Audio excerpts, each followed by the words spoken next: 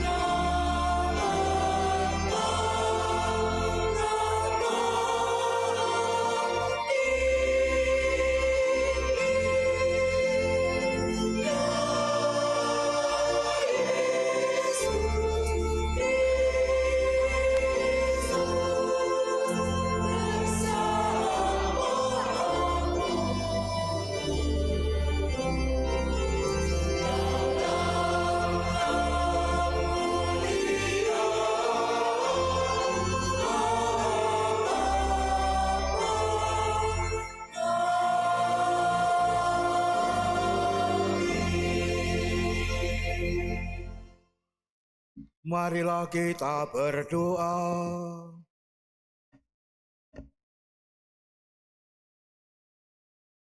Ya Allah, Engkau menghendaki agar semua orang mengabdi kepadamu secara total sehingga dapat memperoleh anugerah keselamatan. Kami mohon, berilah kami kebijaksanaan agar kami senantiasa menjadikan Engkau sebagai yang pertama dan utama dalam hidup kami.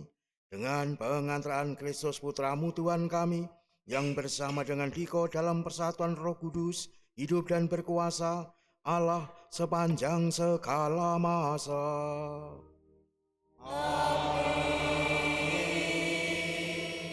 Marilah kita mendengarkan sabda Tuhan.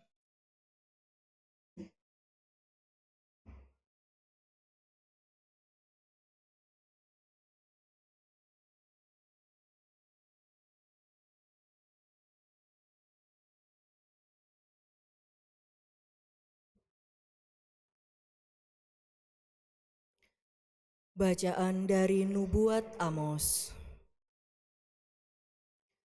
Dengarkanlah ini, hai kamu yang menginjak-injak orang miskin dan yang membinasakan orang sengsara di negeri ini, dan yang berpikir, kapan pesta bulan baru berlalu, supaya kita boleh menjual gandum. Kapan hari Sabat berlalu, supaya kita boleh berdagang terigu. Kita akan memperkecil takaran, menaikkan harga dan menipu dengan neraca palsu. Kita akan membeli orang papa karena uang dan membeli orang miskin karena sepasang kasut. Kita akan menjual terigu tua. Beginilah Tuhan telah bersumpah demi kebanggaan Yakub. Aku tidak akan melupakan untuk seterusnya segala perbuatan mereka. Demikianlah sabda Tuhan. Syukur kepada Allah.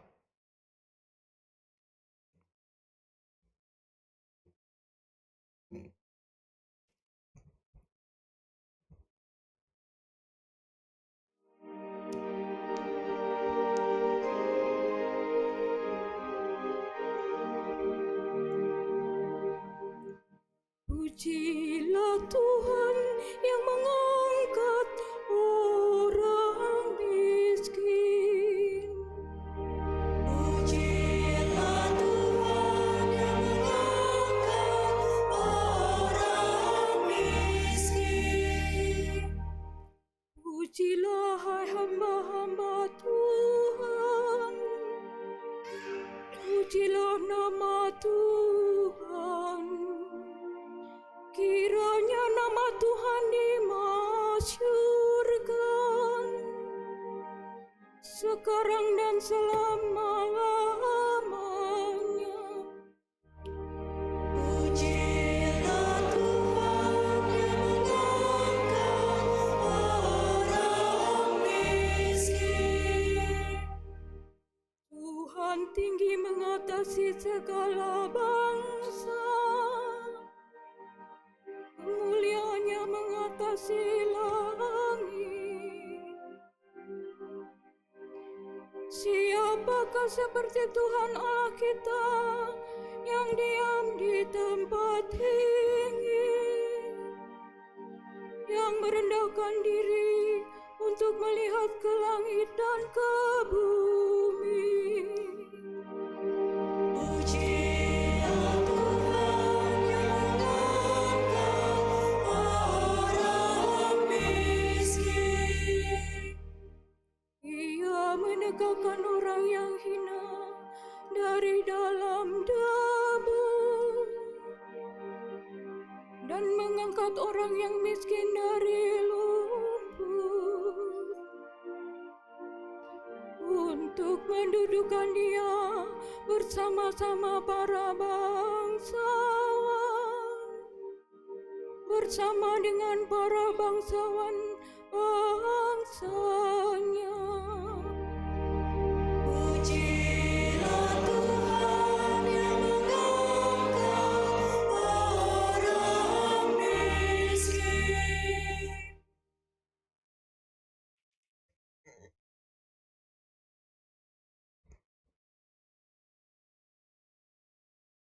Bacaan dari surat pertama Rasul Paulus kepada Timotius. Saudaraku terkasih, pertama-tama aku menasihatkan, panjatkanlah permohonan, doa syafaat dan ucapan syukur kepada Allah bagi semua orang, bagi pemerintah dan penguasa, agar kita dapat hidup aman dan tentram dalam segala kesalehan dan kehormatan. Itulah yang baik dan berkenan kepada Allah, penyelamat kita. Ia menghendaki agar semua orang diselamatkan dan memperoleh pengetahuan akan kebenaran. Allah itu Esa, dan Esa pula Dia yang menjadi pengantara Allah dan manusia, yaitu manusia Kristus Yesus. Ia telah menyerahkan diri sebagai tebusan bagi semua orang, suatu kesaksian pada waktu yang tepat. Untuk kesaksian itulah, aku telah ditetapkan sebagai pewarta dan rasul. Yang kukatakan ini benar, dan aku tidak berdusta. Aku ditetapkan sebagai pengajar orang-orang bukan Yahudi dalam iman dan kebenaran. Oleh karena itu, aku ingin agar dimanapun kaum laki-laki berdoa dengan menadahkan tangan yang suci, tanpa kemarahan dan perselisihan. Demikianlah sabda Tuhan. Syukur kepada Allah.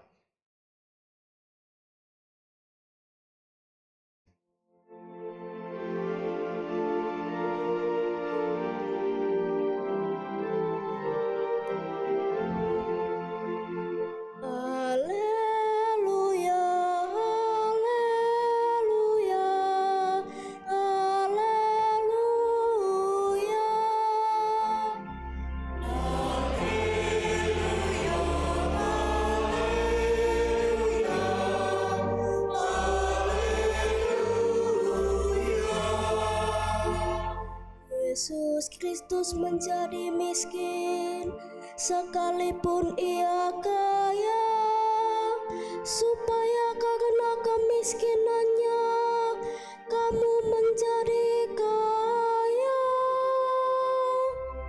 Haleluya, haleluya,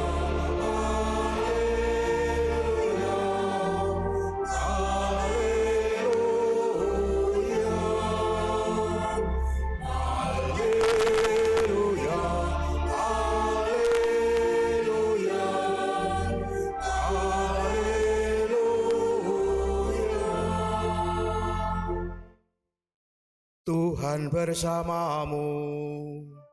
Dan bersama rohmu. Inilah Injil suci menurut Lukas. Dimuliakanlah Tuhan. Sekali peristiwa, Yesus berkata kepada murid-muridnya, ada seorang kaya yang mempunyai seorang bendahara. Kepadanya disampaikan tuduhan bahwa bendahara itu menghamburkan miliknya. Lalu ia memanggil bendahara itu dan berkata kepadanya, apakah yang telah kudengar tentang engkau? Berilah pertanggungjawaban atas apa yang engkau kelola, sebab engkau tidak boleh lagi bekerja sebagai bendahara. Kata bendahara itu dalam hatinya, apakah yang harus aku lakukan? Tuanku memecat aku dari jabatanku sebagai bendahara. Mencangkul aku tidak kuat, mengemis aku malu. Aku tahu apa yang akan aku lakukan, supaya apabila aku dipecat dari jabatanku sebagai bendara, ada orang yang akan menampung aku di rumah mereka. Lalu bendara itu memanggil satu demi satu orang yang berhutang kepada tuannya. Katanya kepada yang pertama, "Berapakah utangmu kepada tuanku?" Jawab orang itu, 100 tempayan minyak. Lalu kata bendara itu kepadanya, "Terimalah surat utangmu, duduklah dan tulislah segera 50 tempayan." Kemudian ia berkata kepada yang kedua, "Berapakah hutangmu?" Jawab orang itu, 100 pikul gandum. Katanya kepada orang itu, "Terimalah surat utangmu dan tulislah 80 pikul." Bendara yang tidak jujur itu dipuji oleh tuannya karena ia telah bertindak dengan cerdik. Sebab anak-anak dunia ini lebih cerdik terhadap sesamanya daripada anak-anak cahaya. Aku berkata kepadamu, ikatlah persahabatan dengan mempergunakan mamon yang tidak jujur, supaya jika mamon itu tidak dapat menolong lagi, kamu diterima di dalam kemah abadi. Siapa saja yang setia dalam hal-hal kecil, ia setia juga dalam hal-hal besar. Dan siapa saja yang tidak benar dalam hal-hal kecil, ia tidak benar juga dalam hal-hal besar. Jadi jika kamu tidak setia dalam hal mamon yang tidak jujur, siapakah yang akan mempercayakan kepadamu harta yang sesungguhnya? Jika kamu tidak setia mengenai harta orang lain, siapakah yang akan memberikan hartamu sendiri kepadamu? Seorang hamba tidak dapat mengabdi kepada dua tuan. Karena jika demikian, ia akan membenci yang seorang dan mengasihi yang lain. Atau ia akan setia kepada yang seorang dan tidak mengindahkan yang lain. Kamu tidak dapat mengabdi kepada Allah dan kepada mamon. Demikianlah sabda Tuhan. Terpujilah Kristus.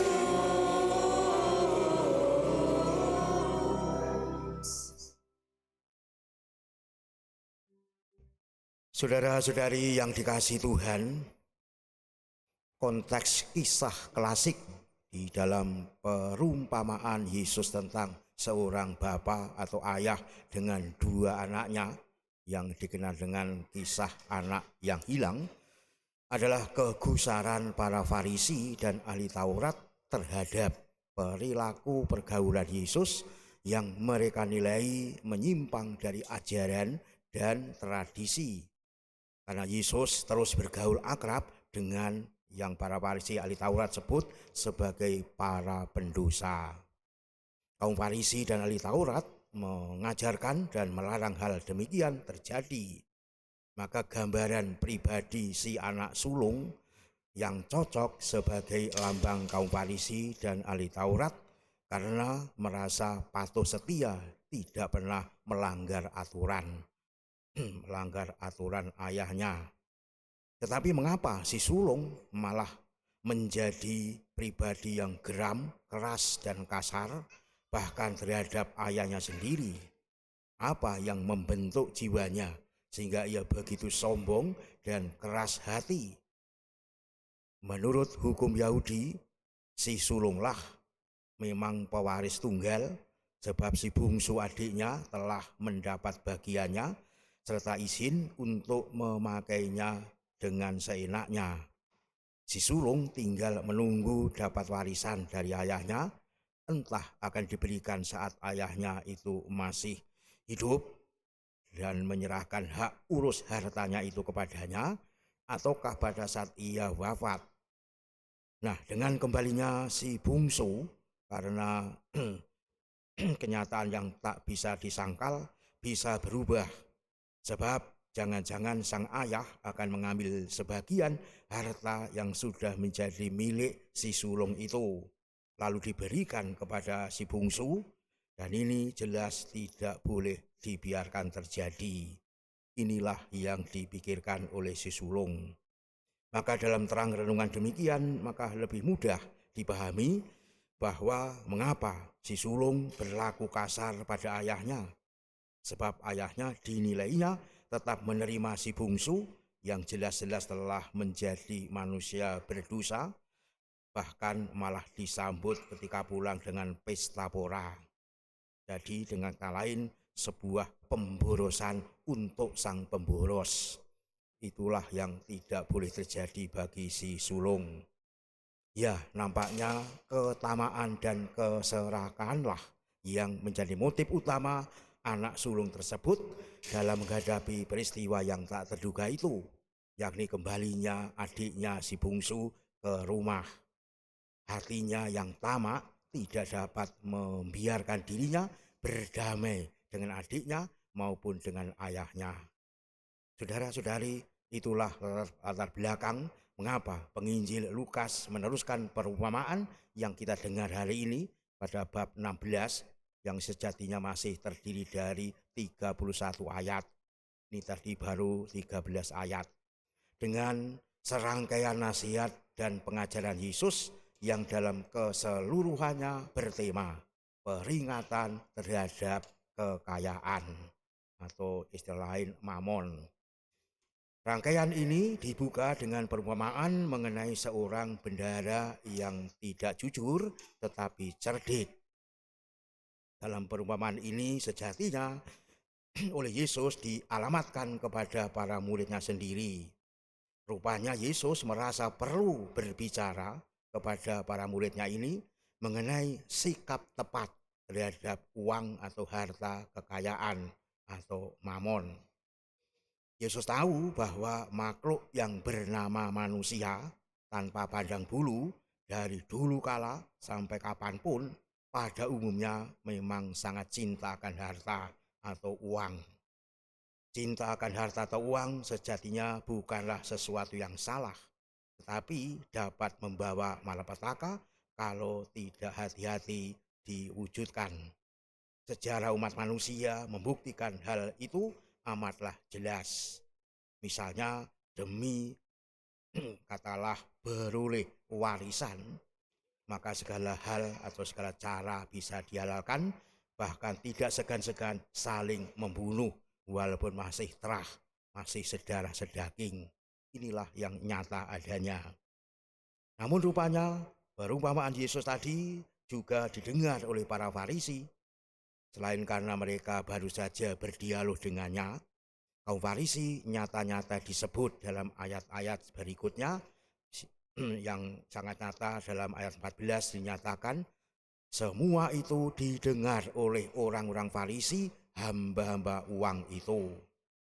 Kalimat ini memperkuat dugaan bahwa anak sulung dalam perumpamaan anak yang hilang itu tidak hanya sebagai lambang kaum Farisi yang tidak mau bergaul dengan para pendosa, melainkan juga karena mereka memang manusia-manusia tamak dan dalam ketamaannya menjadi manusia berhati batu atau berhati keras.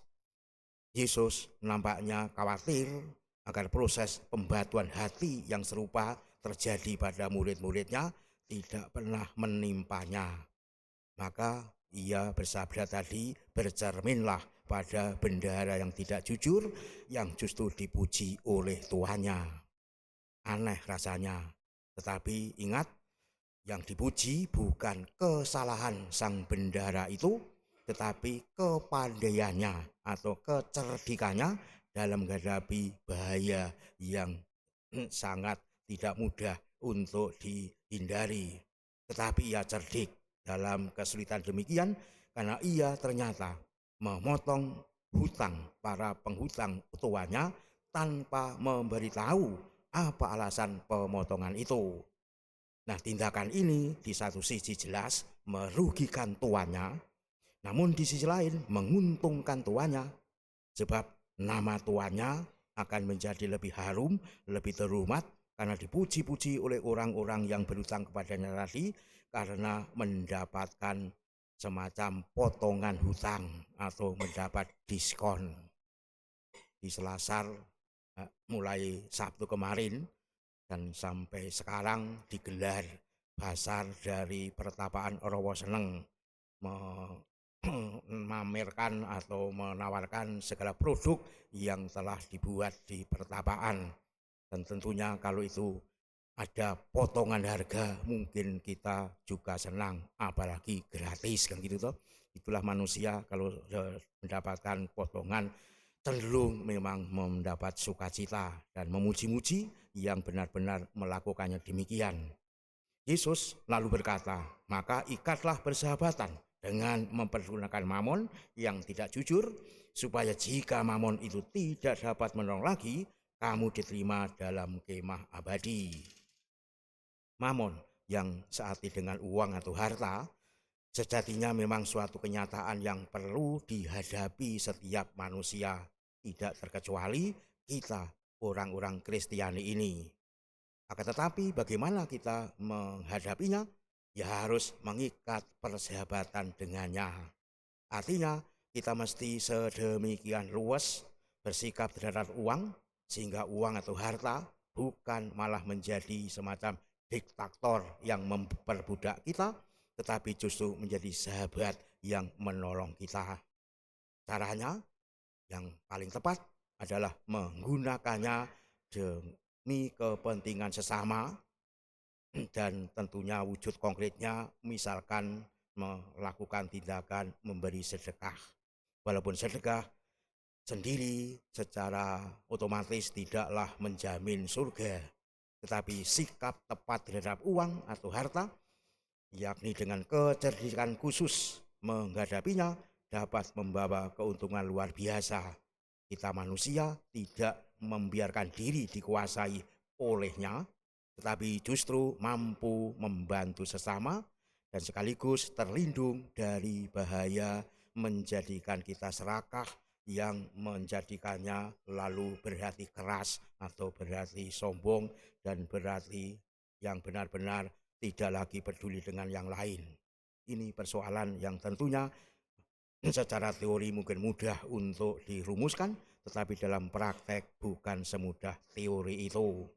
Saudara-saudari yang dikasihi Tuhan, orang yang cerdik dalam menggunakan harta atau uang seturut kehendak Yesus pastilah tidak akan terguncang bila ia melihat bahwa surga direbut kaum sederhana. Ia juga tidak tamak hatinya dan pasti akan mau bersahabat dengan setiap sesamanya. Tidak lagi sebagaimana sulung atau kaum Farisi sebagaimana dikisahkan dalam perumpamaan. Inilah yang mesti menjadi perenungan kita. Nah, sejauh mana kita sungguh-sungguh bersikap menghadapi apa yang dunia tawarkan yang tiada henti, dari pagi-pagi benar sampai larut malam, kita diarahkan untuk mendapatkan apa yang dunia tawarkan. Serba dimudahkan, tidak perlu repot-repot, tinggal katakanlah klik, kita akan mendapatkan jawabannya. Dan itu tentu didukung dengan kepemilikan harta atau kekayaan. Saudara-saudari yang terkasih, sejatinya adalah baik, tetapi kalau sekali lagi penggunaannya sungguh tidak sebagaimana yang dikehendaki Allah, akan membawa malapetaka dalam kehidupan kita. Dengan fakta demikian, tentunya orang-orang yang punya atau kaya pun sejatinya bisa diterima dalam kemah abadi atau rumah Bapa sendiri, karena cerdik di dalam menggunakan hartanya demi kemuliaan Allah dan keselamatan dirinya. Ini yang memang harus diwujudkan, dan tentu sekali lagi tidaklah mudah. Maka dengan kebijakan yang mesti kita ambil, mari kita benar-benar menghidupi hidup ini sedemikian rupa sehingga kita benar-benar didapatinya sebagaimana tadi dinyatakan Yesus, setia di dalam tanggung jawab kita yang diserahkan kepada kita mulai dari hal-hal yang kecil. Setia dalam perkara kecil akan membawa dampak yang sedemikian signifikan untuk berkenan di hati Allah. Marilah kita wujudkan hidup penuh kesetiaan kepada Allah dan tidak lagi membiarkan diri dikuasai oleh tawaran dunia yang terus tiada henti, memuja kita supaya kita seolah-olah bisa menguasai dunia. Kalaupun itu sungguh terjadi, apakah akan membawa dampak kita menjadi tenang bahagia? Tetap suatu pertanyaan yang juga tidak mudah untuk dijawabi. Tetapi barang siapa sungguh percaya, menyerahkan diri sepenuhnya kepada Allah, menggunakan apa yang ia miliki demi kemuliaan Allah dan keselamatannya, pastilah dia akan hidup menjadi tenang. Mari kita wujudkan demikian, tetaplah semangat. Tuhan memberkati.